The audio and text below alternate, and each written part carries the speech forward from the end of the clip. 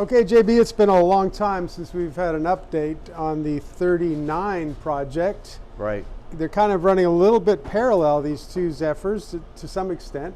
The 39 came into us with a lot more things that were already accomplished in our mind, and with the customer, we're going to revisit that relative to, does he want to convert to disc brakes, does he want an automatic, and all that can be decided, and we really haven't lost any time, but we're going to go ahead and get the car back running again with all of the updates in the paint, updated chrome, and all the various things that we've attended to it. And we can still, without losing a lot of ground, we can still talk about the front disc brakes for this car. Being a 39, of course, it has hydraulics built in, so that facilitates adding just front disc brakes if that's something that he wants to do. And of course, it facilitates putting four-wheel disc brakes on it because it already has a hydraulic system in place. The pedals, the master cylinder, all of that came with the car. So you get unlike the 38, which we have to reinvent everything because it was a mechanical brake car. So this one has a little bit of a head start on it, and we may take advantage of that a little later. Right now, we just want to get the car up and running and see if that what that looks like, and then let the customer decide what his next move is going to be. But the two cars are actually kind of almost in the same level of completion, so that's kind of interesting because this one started out with a head start. The other one, of course, we got very much earlier in the process. So that car has caught up with this car because of the availability of time and talent, and to a large extent, a lot of the parts that we're having difficulty getting these days. Right. So we've now got the carburetors for the 39, and of course we made the intake manifold for it, and that's what we're looking at here. This one, if you recall, gets the ceramic coated heads, which I really like the look of it. It's durable, it takes the heat, gives you the appearance of a dressed up head, but it's actually, I think, in some ways a little nicer because it has a patina to it rather than being shiny. And the downside with shiny is that every little smudge and every little thing that touches it is going to affect that. Yeah.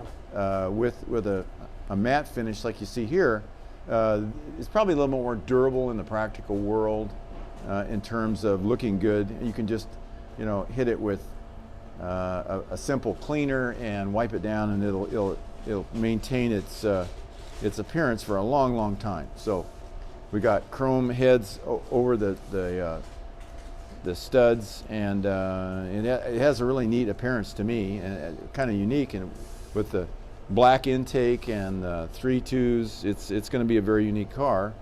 We already know it runs well, so we've got that in hand, and what we're going to do is enhance the performance by giving it some more fuel. Additionally, in the engine compartment, we're trying to tone down some of the Dr. Seuss wiring that this thing came with. Right. I can only tell you that, as a mechanic friend once said to me, I can see there's been a lot of pinkies under this dash. And, right. And if you look at some of the stuff that's still here, this is actually vastly cleaned up from what we started with, but Mark is in the process of rerouting a lot of this stuff and toning it down, making it look more appropriate. We finished the back in a matte black, and we want to keep it to a couple of colors if humanly possible. Black and silver are a really good combination, and of course a little red for highlights. So yeah.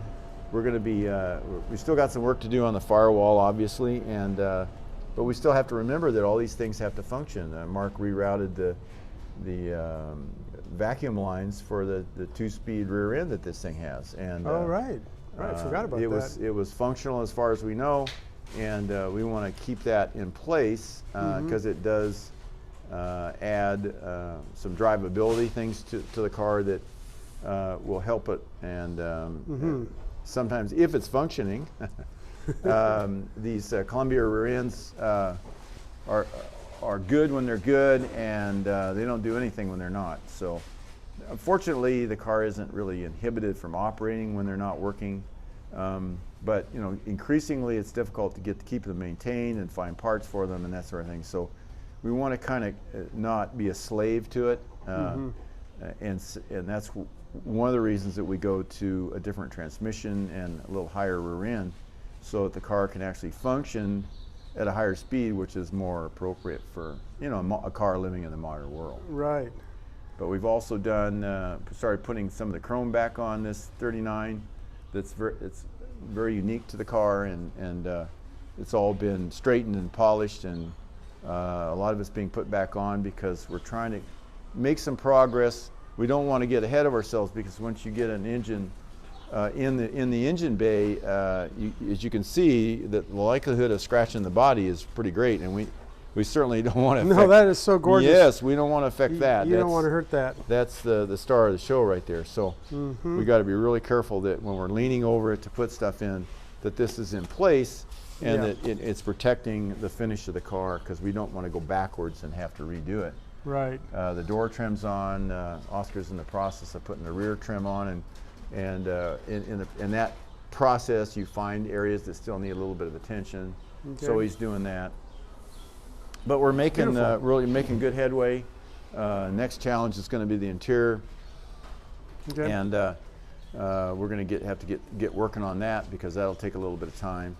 But at this point, we can still get the car operating, and we can get it driving, and make sure that the engine's functioning properly, and that the linkage is working properly, and all of that. So we have some things we could do to wing it while we're waiting for the upholstery to get done. But we got to get that process started and get it moving. That's going to look really different. You've got 3 carburetors. Yes. What kind of carburetors do you know? Well, we're using an English reproduction of a 97, and like we talked about maybe I think earlier, there are various versions of you have the original 97s, which are leak prone and warped and probably shouldn't be used on lawnmower. You're talking about Strombergs, right? Correct. Yeah. And now we have a company that has bought all the tooling some time ago and started making really high quality versions of them. They're in England, and they make incredibly high quality carburetors, but they also real high demand for them, hard to get them. Okay. We've had a lot of difficulty getting them, and now we've got the 6 that we were looking for. So we're really tickled about that. And that's perched right allowed up us to keep going and put this motor back in the car and get that attended to. Likewise, the 38 is getting the same kind of treatment, and so that they're kind of working in parallel now, because they both couldn't get carburetors, and now they have carburetors. So that's helped that a lot. And Mark's mocking everything up, getting it bolted down, and getting all the wiring and all of the tubing and all the various things that the car has to have. And try to clean them up a bit and reroute them a bit so that they don't look quite so goofy. And it's going to look great. Goofy is my favorite word for if you want to be kind to something and you don't want to be overly critical. Right.